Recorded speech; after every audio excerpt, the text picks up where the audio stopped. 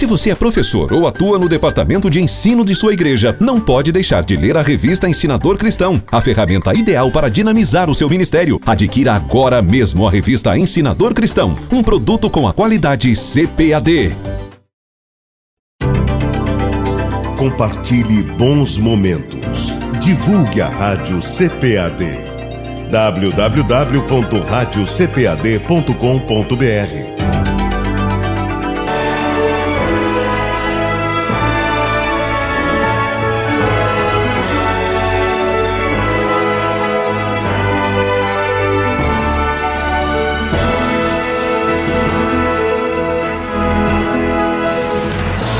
Lições Bíblicas Adultos.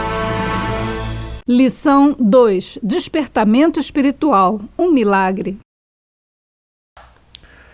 Mais uma vez temos diante de nós a oportunidade de continuar na temática de todo esse trimestre, que é sobre despertamento espiritual. Baseado na história especialmente antiga, no livro de Daniel, de Esdras, Neemias. E neste caso aqui, nesta lição, começamos com um versículo que chamaríamos de o texto áureo de toda essa lição. Está em Romanos, no capítulo 13, versículo 11, e nos diz o seguinte, o texto: "E isto digo conhecendo o tempo, que é já hora de despertarmos do sono, porque a nossa salvação está agora mais perto de nós do que quando aceitamos a fé." Por esse texto temos um segmento não apenas doutrinário e devocional, mas o segmento de uma história que revela como é que Deus atuou na vida do povo de Israel no tempo de Daniel, através da vida consagrada e de oração desse grande profeta de Deus, Daniel. E nesta lição, especialmente, nós queremos tratar do despertamento espiritual e as suas finalidades. Começando com um primeiro ponto que diz assim: o despertamento espiritual emana do próprio Deus. O próprio subtítulo já indica de que não há avivamento produzido por homem, por capacidade de persuasão, por habilidades oratórias ou coisas semelhantes. O verdadeiro despertamento espiritual emana ou vem do próprio Deus. Olha o que diz o livro de Esdras, no capítulo 1, versículo 1, ainda falando do governo e do reino de Ciro. Diz assim: "No primeiro ano de Ciro, despertou o Senhor o espírito de Ciro." É interessante que, se Deus despertou a Daniel para orar pelo futuro do seu povo, também despertou o espírito de Ciro. E Ciro não era exatamente um servo de Deus, mas ele passou a fazer a vontade de Deus, porque ninguém pode fugir do poder soberano de Deus para designar, para realizar ou para fazer aquilo que Deus quer que seja feito. E Ciro, de algum modo, com alguma sensibilidade, foi capaz de permitir que Deus o dirigisse, mesmo que ele não soubesse discernir isso. Não foram as orações de Daniel apenas, e nem a sua vida santificada, que produziram o despertamento aqui. O que produziu o despertamento aqui foi o próprio Deus. Porque foi Deus que operou o milagre do despertamento de Ciro. Por que é um milagre? Porque o despertamento do coração de um crente não é tanto um milagre, desde que o crente esteja disposto a aceitar isso. Mas se constitui um milagre de Deus tomar um rei pagão para fazer a sua vontade. uma forma de mostrar ao mundo e a todos nós que Deus tem o poder para agir e interferir em todas as áreas da vida do mundo, na vida política, na vida econômica, na vida social. E é o que aconteceu. Deus usa instrumentos, e aqui a palavra instrumento vem atribuir-se a pessoas e até a coisas, e aqui muito especialmente, instrumento aqui é uma figura de linguagem, é uma metáfora para falar de pessoas, para cooperarem com Deus. Uma coisa é eu cooperar para um despertamento, eu me colocar à disposição para um despertamento. Outra coisa é reconhecer que isto só é possível quando isso vem dele mesmo, quando vem do próprio Senhor. Por isso o despertamento é mais do que um milagre. O despertamento que Deus faz é um mistério. Porque as coisas humanas podem ser explicadas, elas podem ser previstas, elas podem ser calculadas, mas a operação de Deus, a operação do Espírito Santo é totalmente diferente. Jesus disse aos seus discípulos certa feita em João 3:8, ele disse o seguinte: o vento sopra onde quer e ouves a sua voz, mas não sabes de onde vem, nem para onde vai. Assim é todo aquele que é nascido do Espírito. O nascido do Espírito pode ver coisas de que um apenas nascido da carne não vê. Nós, na verdade, como seres humanos, criaturas, podemos ver o resultado do despertamento e podemos até sentir a sua operação. Mas é bom que se diga de que esta operação sempre vem do Senhor. Nós nada sabemos e nada entendemos do poder de Deus, porque está muito acima da nossa capacidade de medir e de trazer a nossa compreensão. É interessante de que um dos assuntos mais importantes, principalmente das doutrinas cristãs, é o assunto relacionado com a soberania de Deus e a vontade de Deus.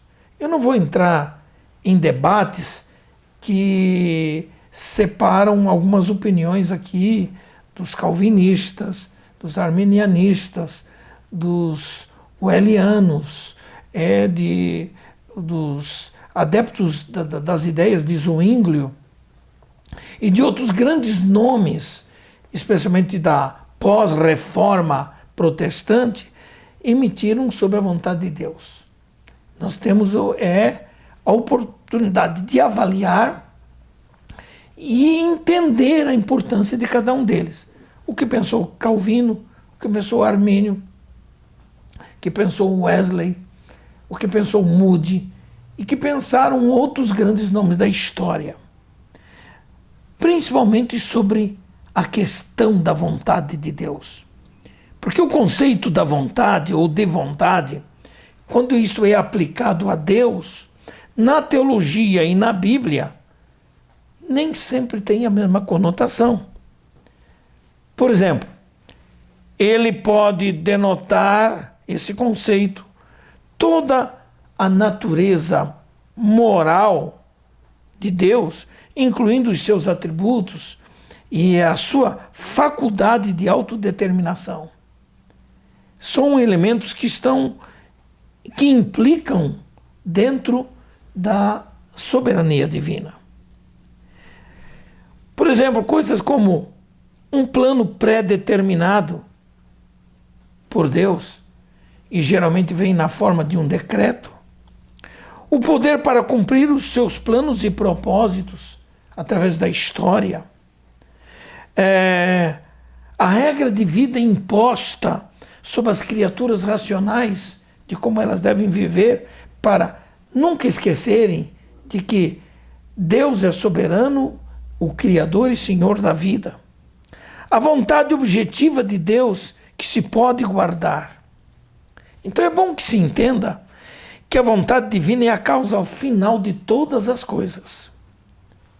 Ela vem como algo absoluto, imutável, algo que não se condiciona por nada além de si mesma, por isso ela é imutável, ela não pode mudar. E todas as coisas, na verdade, acabam sendo a consumação desta vontade de Deus. Coisas como, por exemplo, a criação, a preservação, o governo, a eleição e a reprovação. Nós temos às vezes dificuldade para entender coisas como essa. Como entender a questão da morte de Cristo para salvar a humanidade? A doutrina da salvação, a doutrina da santificação. Como entender os sofrimentos dos santos? Por isso algumas teologias não admitem que o crente possa sofrer. Acabam sendo frustrados porque os santos sofrem, porque os crentes padecem. A existência, o curso da vida, o fim do homem, essa questão do homem diante da morte, até mesmo os menores detalhes da vida, são elementos que estão implícitos na vontade soberana de Deus. Uma vez que todas as coisas encontram sua causa última na vontade de Deus, é interessante distinguir entre aquilo que a gente chama de aspecto eficaz e o aspecto permissivo da vontade de Deus. No aspecto eficaz da vontade de Deus, isto é cumprido de forma causal ou ativa até mesmo. Não é apenas aquilo que Deus consente acontecer, mas que também aquilo que Ele deseja que aconteça.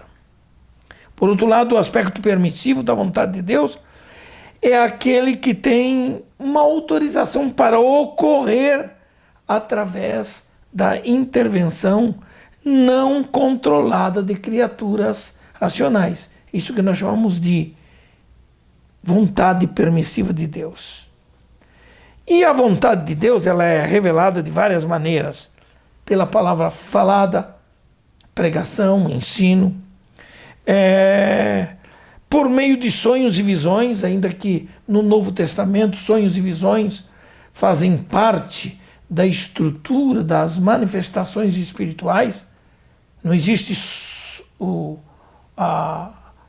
dom de sonhar, nem o dom de visão, mas sonhos e visões são caminhos pelos quais Deus também pode falar. Deus pode agir. Pelo mundo natural, pelos eventos históricos, enfim, pelas Sagradas Escrituras, nós conhecemos a vontade de Deus. Enfim, quando voltamos para a história dos dias de Daniel, nós vemos as verdadeiras finalidades do despertamento. Começou com a restauração nacional de Israel. É bom que se diga que quando Deus quer realizar seus propósitos, Ele pode incutir a sua vontade no espírito humano. Foi isso que Ele fez com Ciro. Foi isso.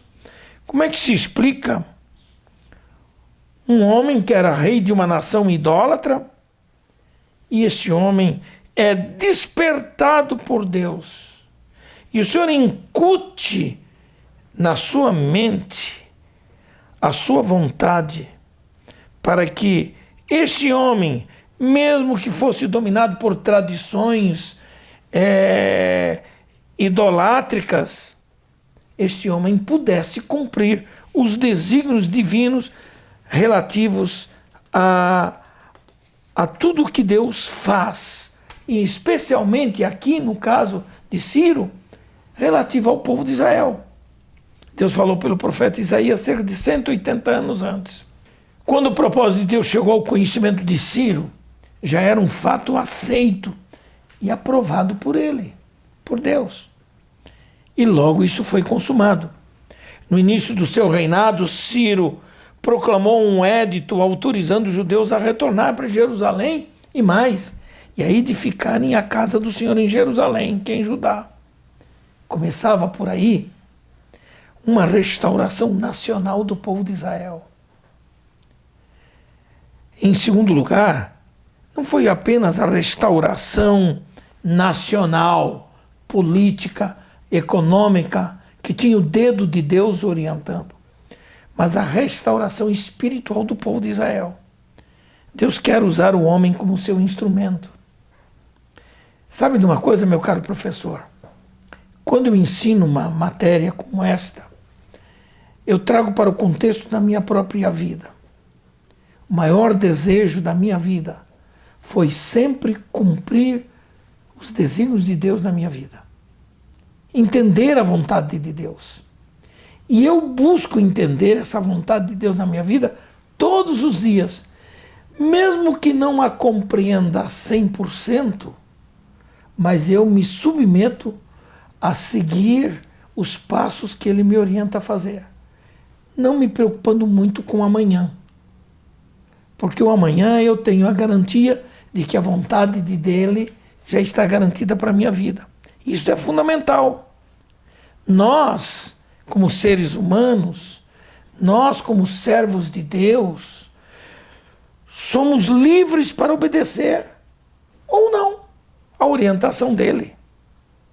Por isso, nem todos os que experimentam despertamento, nem todos adquirem o mesmo progresso espiritual. Há pessoas cujo despertamento parecem ficar na periferia da vida. Uma coisa momentânea. Sentiu, chorou, reconhece que era de Deus, mas não tomou nenhuma iniciativa para dar progresso a esse despertamento. São pessoas que não abrem o seu coração plenamente para o Senhor, a fim de obedecer a Ele à risca, a orientação divina. Durante o cativeiro de Israel, o povo havia assimilado muitos dos costumes babilônicos. Mas, ao mesmo tempo, esse povo havia aprendido concernente à vontade de Deus. Eles não deveriam servir aos deuses das nações. Não deviam adorar os seus ídolos. Antes do exílio, Israel esteve espiritualmente doente, dos pés à cabeça. É uma expressão bem bíblica do profeta Isaías no capítulo 1. Mas, ao chegar a esse ponto do pós-cativeiro, Israel havia sido curado da idolatria.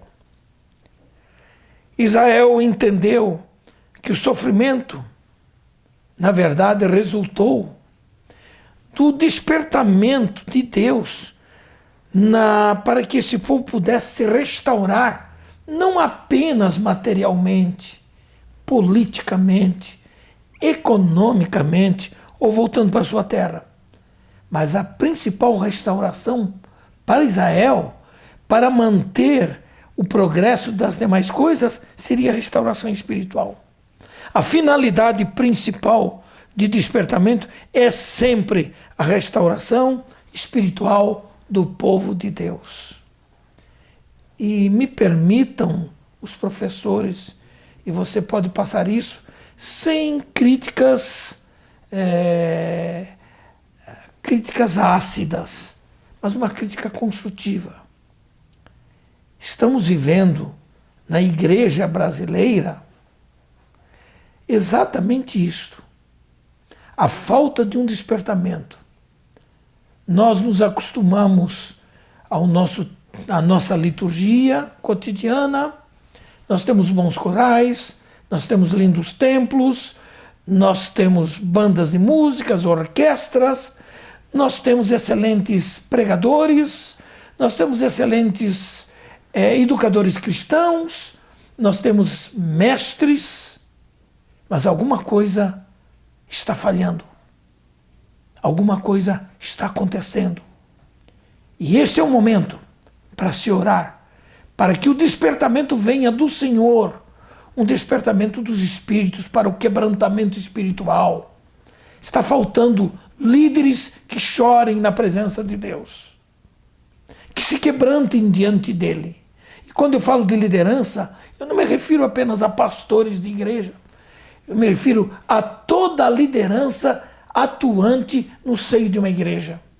Desde o auxiliar de trabalho, aos líderes de grupos na igreja, aos diáconos, aos presbíteros, aos evangelistas, aos pastores, aos missionários, a todos aqueles que fazem alguma coisa especial. É bom que se diga de que o objetivo principal da obra salvadora em nós é manter essa obra salvadora despertada, acionada, dinamizada por uma constante necessidade de avivamento espiritual. Isso é fundamental. É bom que se diga de que o Espírito Santo, ele é sempre intolerante com o pecado. Não há nenhuma possibilidade do Espírito Santo conviver nem na vida de uma pessoa e nem na vida de uma igreja onde o pecado ainda se esconde através de atitudes pessoais, individuais, de coisas que escondem. Às vezes nós supervalorizamos determinadas ideias que nós temos sobre pecado e ficamos só na periferia, quando os verdadeiros pecados são os pecados que são acumulados no coração, da avareza, do engano, da mentira, do fingimento. Para estas coisas é preciso que haja um despertar do Espírito. E é interessante que foi o que Jesus fez. Jesus, ele, quando esteve aqui na terra, ele convenceu de pecado uma mulher, a mulher samaritana, e fez com que ela entendesse que a vida que ela levava tinha que ser mudada. Quem não se lembra da história de Zaqueu, que confessou a sua falta? O Espírito Santo, ele torna as coisas ruins manifestas, ele traz à tona.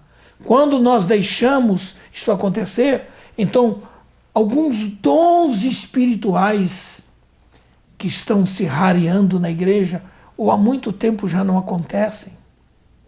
Nós ouvimos muitos profetas,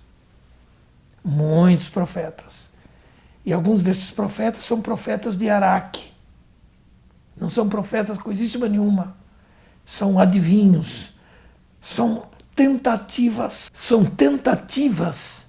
de tomar o lugar do Espírito Santo e atribuir a ele aquilo que ele não disse. Está no tempo do dom de discernimento de espíritos, dom de sabedoria e de conhecimento. E isso nós precisamos aprender. O Espírito Santo faz com que os crentes andem na luz. Mas há uma coisa muito interessante. O Espírito Santo é intolerante com o pecado, sim. Mas ele opera em nós o espírito do quebrantamento também.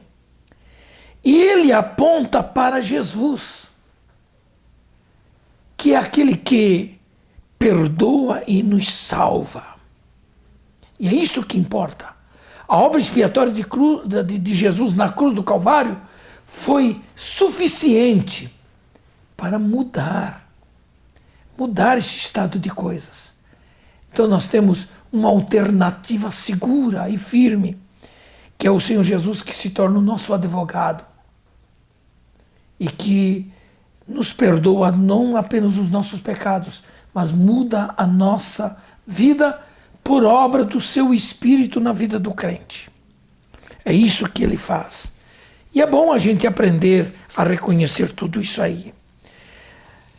Uma das coisas importantes que nós aprendemos para o verdadeiro avivamento e para que esse avivamento ou despertamento se torne, seja de fato um milagre, é a convicção de que Deus cumpre as suas palavras.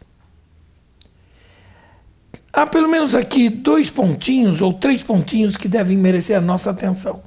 Um deles, a fidelidade de Deus em suas promessas. Claro que não se pode medir a fidelidade de Deus pela fidelidade humana. Mas nós percebemos como Deus é fiel na sua palavra no despertamento que ele deu a Ciro. Deus cumpriu literalmente a sua palavra em relação ao retorno de Judá à sua terra. Deus cumpriu literalmente a sua palavra sobre a derrota da Babilônia diante do exército medo-persa, sob o comando de Ciro da Pérsia. Deus cumpriu, Deus dirigiu, Deus orientou todas as coisas baseadas na fidelidade das suas promessas. Em segundo lugar, Deus é aquele que renova as suas promessas de bênçãos àqueles que obedecem a sua palavra e que o servem de algum modo. Em cada despertamento, e eu vejo a palavra despertar mais ou menos como o acender de um fogo. Se quisermos ter uma grande fogueira, nós temos que começar com os primeiros gravetos. E depois, para manter esse fogo aceso, precisamos ter mais gravetos e mais lenha. Isso é despertamento. E Deus é aquele que vivifica e que renova as promessas de bênçãos ao seu povo. Nós, como crentes em Cristo, além de termos a presença imanente do Espírito Santo dentro de nós, o Espírito Santo, ele renova em nossa consciência as promessas de Deus das suas bênçãos.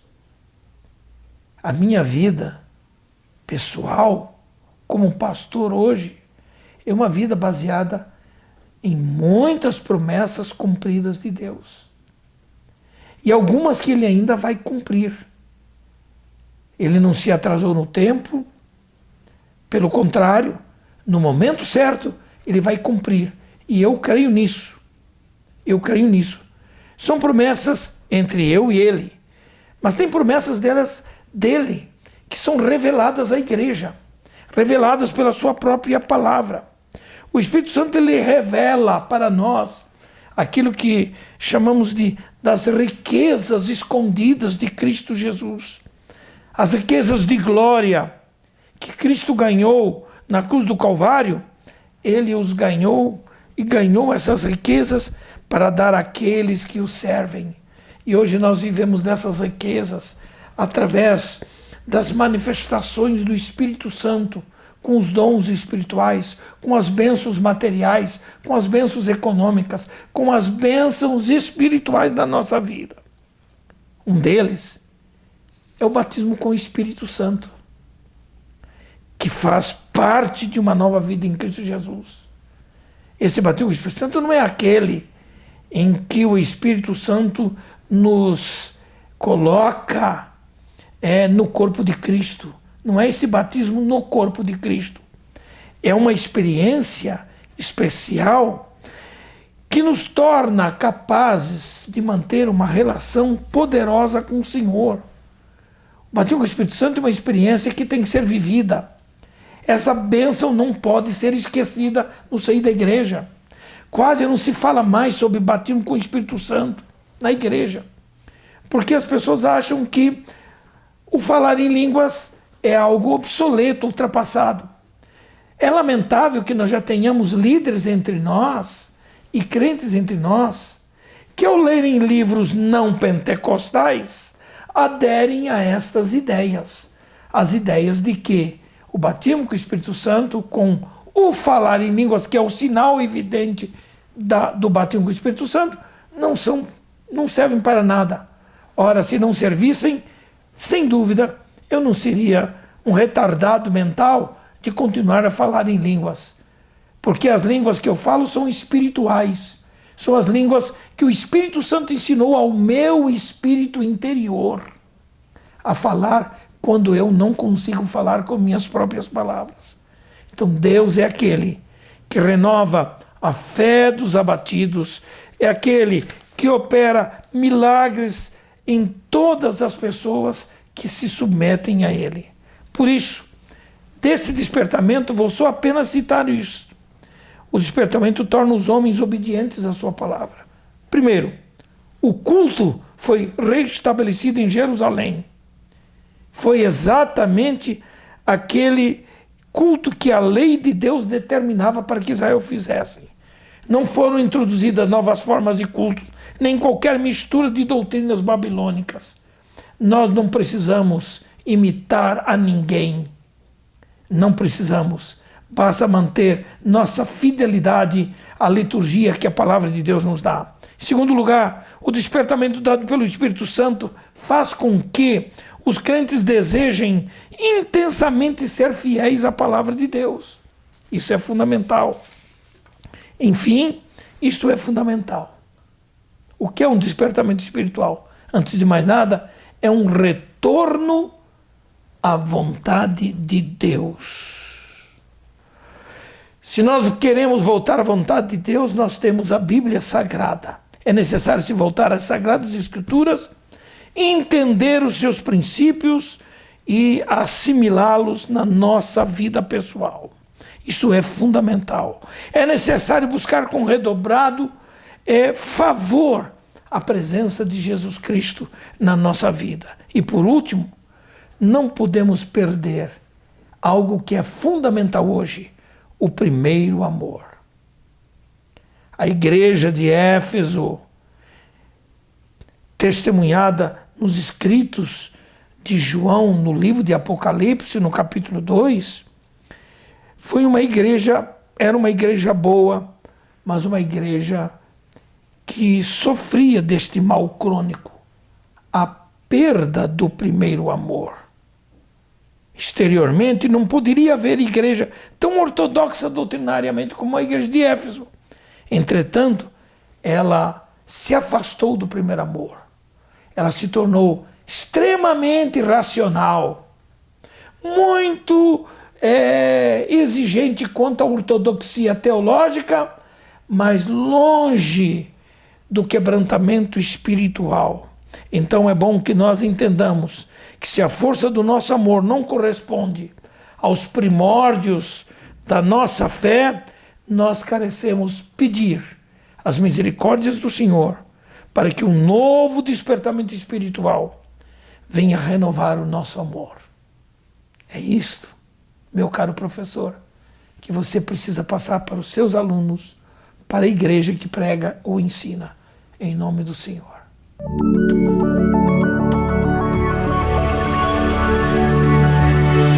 CPAD, a editora da Escola Dominical.